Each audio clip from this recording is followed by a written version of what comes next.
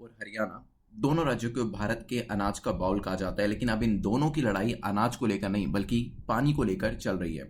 और लड़ाई ऐसी कि पिछले 40 सालों से खिंची चली आ रही है और फिर भी समाधान दूर दूर तक कहीं दिखाई नहीं देता है। अब सोचिए कि घर में दो भाई हों और एक कहे मुझे आधा पानी दे दो और दूसरा बोले कि तेरे हिस्से का नली मैं निकाल दूंगा। बस ऐसा ही कुछ हाल पंजाब और हरियाणा का भी है। अब कहानी शुरू होती है 1966 के अंदर, जब हरियाणा एक नए राज्य के तौर पर बनाया गया था। हरियाणा को बनाने का फैसला तो हो गया, लेकिन पानी के बंटवारे का मसला वहीं का वहीं अटका रहा। हरियाणा ने कहा भाई पंजाब मुझे भी पानी चाहिए, खेती करनी है, गांवों को भी पानी देना है। और पंजाब ने कहा भाई पहले मुझे ही पूरा नहीं मिल रहा है तो मैं तुझे क्या दूंगा। फिर बात पहुंचती है SYL मतलब सतलुज यमुना लिंक की तरफ, और इस नहर को बनाने की जो परियोजना है उसे शुरू किया जाता है। योजना में था कि पंजाब से पानी हरियाणा तक पहुंचाया जाएगा। 1980 के दशक में इसका निर्माण शुरू होता है और पंजाब के द्वारा कार्यवाही शुरू तो करी जाती है लेकिन खत्म नहीं करी जाती है। और यहाँ पर किसानों का विरोध, राजनीति, खून खराबा और इस तरीके की बहुत सारी चीजें भी देखने को मिलती हैं। अब ये मत सोचिए कि बस पानी का पाइपलाइन को लेकर ही झगड़ा है, नहीं, ये तो राजनीति है जो पाइप से भी कहीं दूर तक जाती है। और इस राजनीति में हर कोई अपने वोट की बाल्टी को भरना चाहता है। हरियाणा बार बार कहता रहा और सुप्रीम कोर्ट ने भी फैसला दिया कि पानी दे देना चाहिए। पंजाब जवाब देता है भाई हमारे पास खुद की जरूरत के लिए ही कम है, हम क्या बांटेंगे।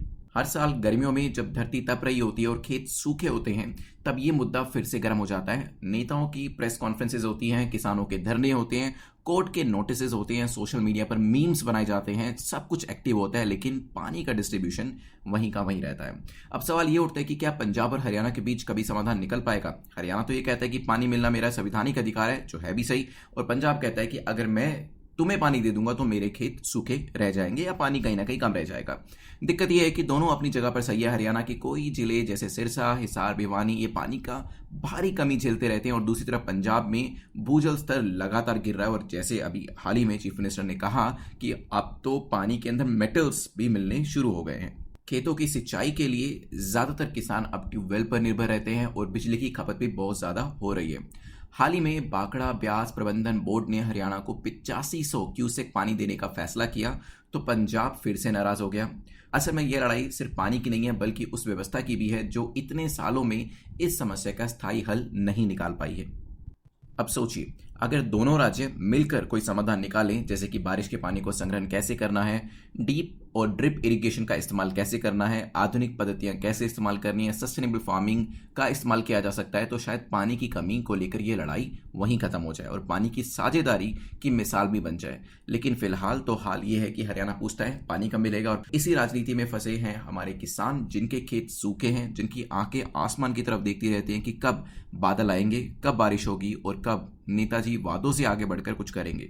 तो दोस्तों अगली बार जब कोई कहे कि भारत जल संकट की ओर बढ़ रहा है तो उसे सतलुज यमुना लिंक की कहानी जरूर बताइएगा। और हाँ, इस वीडियो को इतना जरूर शेयर करिए कि शायद कोई नेता इसे देख ले और समझ ले कि वोट से पहले पानी भी जरूरी है।